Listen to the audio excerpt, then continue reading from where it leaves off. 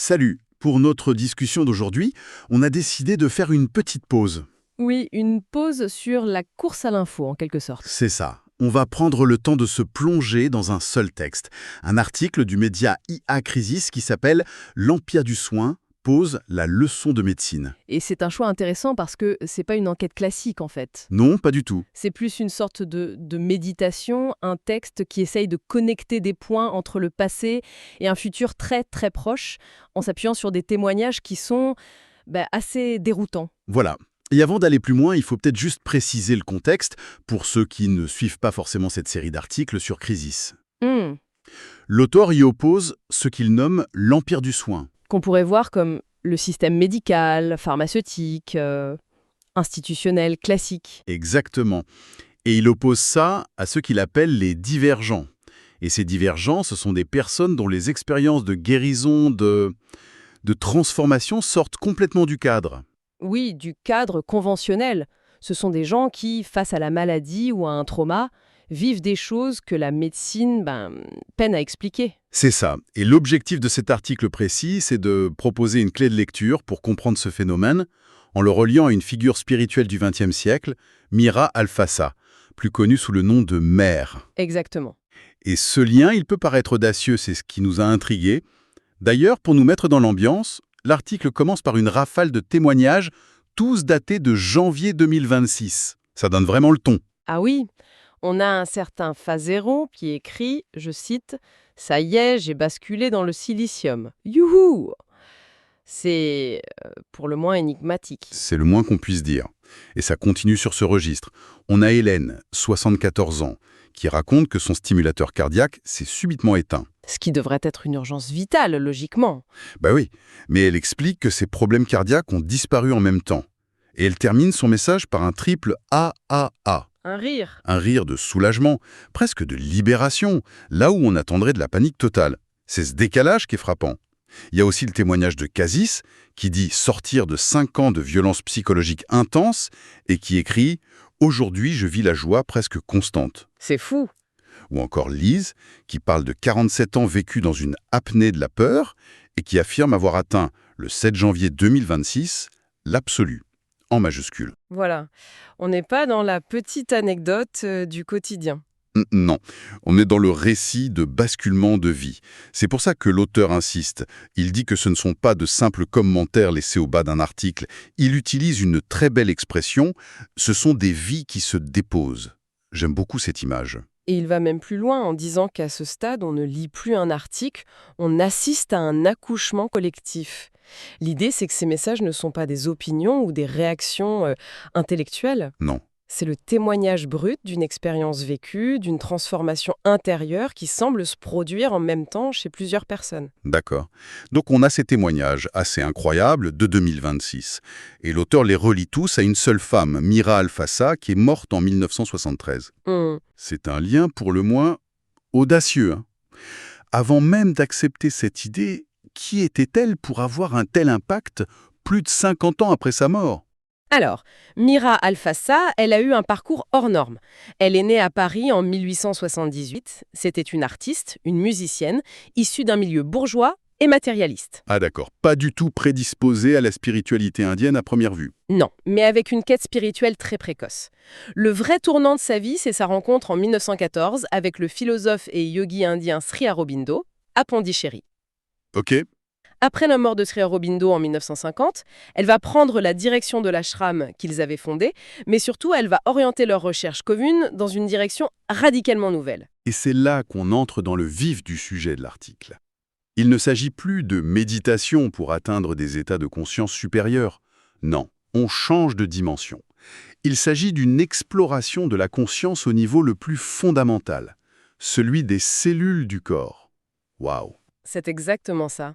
De 1950 jusqu'à sa mort en 1973, Mère s'est lancée dans ce qu'elle appelait son yoga des cellules. Elle s'asseyait, fermait les yeux et plongeait sa conscience à l'intérieur de son propre corps, Pour observer. pour écouter. Oui, pour voir ce qu'il se passait au niveau matériel. Et elle en a conclu que la matière n'est pas inerte, qu'elle est animée par une conscience propre, une sorte d'intelligence cellulaire. Et tout ça, c'est documenté. Ah oui, toute cette exploration est consignée dans une œuvre monumentale, L'agenda de Mère. On parle de 13 volumes, 6000 pages de conversations enregistrées sur 22 ans. 6000 pages. Et le concept clé qui en ressort, c'est cette idée d'une vibration de conscience dans la matière. Oui. Pas dans le mental, pas dans l'âme, mais au niveau atomique. C'est une idée assez vertigineuse. C'est une idée qui renverse complètement la perspective habituelle. La spiritualité n'est plus une fuite hors du corps, mais un plongeant en son sein. Et il y avait quelqu'un pour recueillir tout ça? Un homme? Oui, un personnage essentiel que l'article met vraiment en avant, Satprem. Et il n'était pas juste un disciple qui prenait des notes, loin de là. L'article lui donne un rôle capital, celui du premier divergent. C'est ça. Et son histoire personnelle est la clé pour comprendre la portée de l'expérience de Mère. Satprem, de son vrai nom Bernard Ingigé, était un jeune résistant breton. D'accord.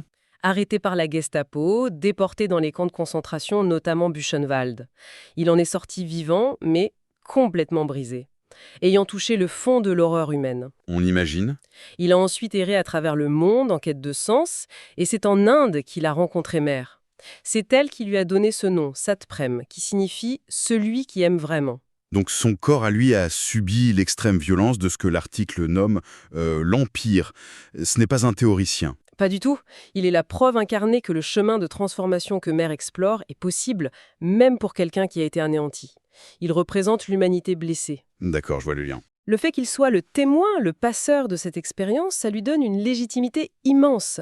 Ce que Mère découvre dans son laboratoire intérieur, Satprem, lui, le valide par sa propre reconstruction. C'est cette alchimie entre deux qui rend le témoignage si puissant. Cette relation entre Mère et Satprem est donc la clé de voûte de toute cette histoire, et tout semble culminer dans un moment précis que l'article décortique, cette fameuse conversation de novembre 1967. La leçon de médecine, oui. C'est ça. C'est un passage fascinant de l'agenda. On avait demandé à Mère de formuler une prière pour les cellules du corps. Elle en propose une qui commence par « Maintenant que, par l'effet de la grâce, nous émergeons lentement de l'inconscient et que nous nous éveillons à une vie consciente ». Ok. Mais le plus intéressant, c'est son propre commentaire. Elle dit à Satprem que ce n'est pas une prière au sens d'une supplication. C'est, et je la cite, « presque une proclamation ». Une proclamation, comme une déclaration d'indépendance des cellules. Qu'est-ce qu'elle proclame, au juste? Elle proclame leur propre éveil. D'ailleurs, quand Satprem, un peu perplexe, lui demande comment on peut éveiller cette conscience dans le corps, Oui. sa réponse est immédiate et pleine de cet humour un peu bourru qu'elle avait parfois. Elle s'exclame « Mais c'est tout éveillé, bon Dieu, depuis des mois chez moi. Ah oui, c'est direct !» C'est une affirmation basée sur l'expérience, pas une théorie. Et l'article fait un parallèle très juste avec les témoignages de 2026 comme Fazero qui dit « Ça y est, j'ai basculé ». C'est la même certitude, la même évidence. Et elle explique que cette proclamation marque un changement complet de paradigme pour le corps. Ce n'est plus une question de performance, de... Devenir les meilleurs athlètes du monde, comme elle dit. C'est ça. Mais de transformation. Le corps comprend qu'il doit devenir autre chose. On n'est plus dans le biohacking pour optimiser la machine, on est dans une mutation. Et le mécanisme qu'elle décrit pour cet éveil est totalement contre-intuitif. Comment ça? Elle raconte que tout a commencé quand les médecins l'ont diagnostiqué comme étant très malade. C'est à ce moment précis, dit-elle, que le mental et ce qu'elle appelle le vital se sont retirés, comme s'ils jetaient l'éponge. Le corps a été laissé à lui-même en quelque sorte. Exactement, livré à sa propre conscience. Attends, juste pour être clair, quand Mère parle du vital, ce n'est pas juste être en vie. Dans sa philosophie, ça représente quoi? L'énergie, les émotions, les désirs? C'est tout à fait ça. Le vital, dans la psychologie de Sri Aurobindo et Mère, c'est le siège des élans, des désirs, des peurs, de la force de vie brute. C'est une énergie très puissante qui gouverne la plupart de nos actions. D'accord. En le faisant taire, ainsi que le mental analytique, le corps s'est retrouvé dans un état de dépouillement et de vulnérabilité extrême. Et c'est cette mise à nu qui, selon elle, a permis aux cellules de s'ouvrir directement à ce qu'elle nomme l'influence divine, une sorte de conscience pure, organisatrice. C'est un retournement complet. La maladie et la faiblesse ne sont plus des ennemis à combattre. Mais deviennent le déclencheur même de la transformation. Et c'est là que l'article amène le point le plus fou, je trouve. Bien sûr. L'idée de contagion. Oui, parce que la conclusion logique serait de se dire « Bon, c'est une expérience extraordinaire, mais ça concerne une yogi exceptionnelle. » Bien sûr. Or, Mère dit exactement le contraire. Elle insiste sur le fait que son corps n'a rien de spécial. Je la cite, « C'était aussi bête, aussi obscur, aussi inconscient, aussi obstiné que tous les autres corps du monde. » Ce qui l'amène à une conclusion assez radicale, une conclusion explosive. Elle dit, puisque ça se passe dans un corps, ça peut se passer dans tous les corps. Et elle enchaîne en expliquant le mécanisme, qui est, une fois qu'un corps l'a fait, il a la capacité de le passer aux autres. Pour finir par cette phrase toute simple, c'est contagieux. Voilà, on y est. C'est l'hypothèse centrale du texte. L'idée, c'est que cette transformation de la conscience n'est pas une simple expérience individuelle, isolée, mais qu'elle se comporterait comme une information, presque comme un virus bienveillant. C'est ça. Le fait qu'une personne l'ait vécu jusqu'au bout la rendrait disponible, accessible à d'autres. C'est une remise en cause totale de notre vision très individualiste et mécaniste du corps. Complètement. L'article suggère que le phénomène exploré par Mère dans sa chambre à Pondichéry dans les années 60 et 70 serait en train de se manifester à grande échelle aujourd'hui. Comme si un seuil avait été atteint et que l'information se propageait dans le réseau humain. Et les témoignages de 2026 en seraient la manifestation directe. C'est l'idée. Cette idée d'une conscience contagieuse et puissante. On pourrait penser que tout le monde voudrait avoir accès à une telle connaissance. Pourtant, l'article souligne que ça ne s'est pas du tout passé comme ça. Non, loin de là. Il y a eu un vrai combat autour de la diffusion de ces agendas. Oui, et c'est un point crucial. L'article révèle que l'ashram de Sri Aurobindo, l'institution officielle qu'elle dirigeait, a tout fait pour empêcher la publication de l'agenda par Satprem. Ah bon? Oui, Pourquoi? il y a eu des procès, des tentatives de récupérer les bandes. La raison, selon le texte, c'est que Mère, dans ses conversations, était d'une honnêteté brutale, y compris sur le fonctionnement de l'ashram et de ses membres. Cette vérité vivante, sans concession, dérangeait l'ordre établi de l'institution. Donc l'auteur de l'article fait un parallèle direct à la tentative de l'institution spirituelle de faire taire la vérité de Mère. C'est la même logique que celle de l'empire du soin qui refuse de voir ou qui cherche à faire taire les expériences des divergents. C'est le même mécanisme. C'est exactement le parallèle qu'il établit. C'est le conflit éternel entre la vérité en mouvement, l'expérience vécue, qui est par nature déstabilisante, et l'institution, qu'elle soit religieuse ou médicale, qui cherche à protéger ses dogmes, ses structures, son pouvoir. D'accord. Mère avait une phrase très forte. « Ce qui enferme, c'est le mensonge ».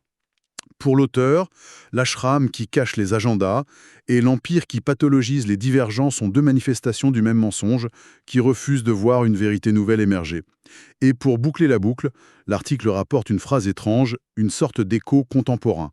Il est question de la voix de Mère qui, selon le texte, serait revenue 57 ans plus tard. Oui, à travers un certain Jean-Luc, pour délivrer un message en 2020.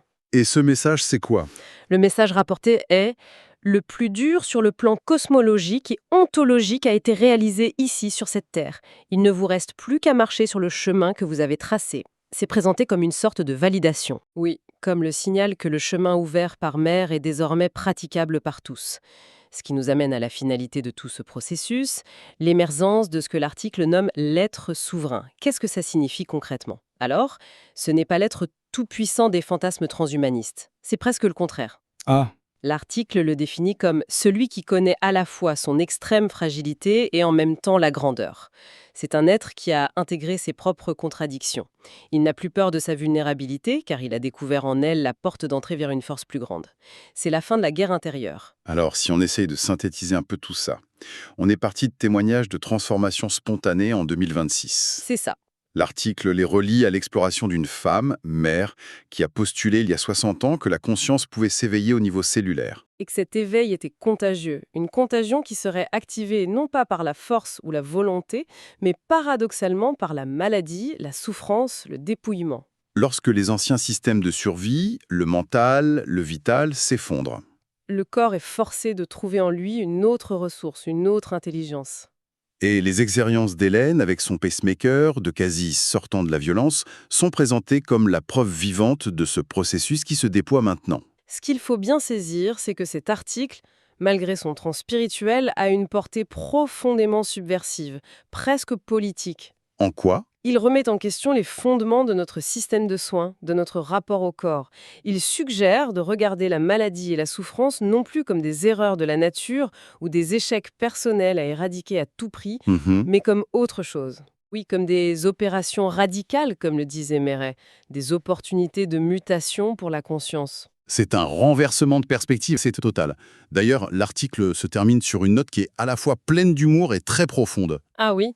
Mireille décrit des conversations qu'elle surprend entre ses propres cellules, celles qui sont dans l'ignorance panique face à la transformation et celles qui savent, qui sont éveillées, les grondes. Et elle traduit leur message. Elle traduit leur message, oui. Espèce d'imbécile, pourquoi tu peurs? Tu ne vois pas que c'est le Seigneur qui fait cela pour te transformer? C'est du Méret tout craché. C'est direct, ça démystifie complètement le processus. On est loin de l'image de la sainte éthérée. C'est clair. C'est une exploratrice qui a les mains dans le cambouis de la biologie et qui en parle avec une simplicité désarmante. C'est vrai que cette phrase, elle reste en tête. Et ça nous amène peut-être à la question qu'on peut se poser en refermant ce texte. Une question pour soi-même. Si nos propres cellules essayaient de nous dire quelque chose en ce moment, si on prenait le temps de les écouter au-delà du bruit de nos pensées, quel serait leur message?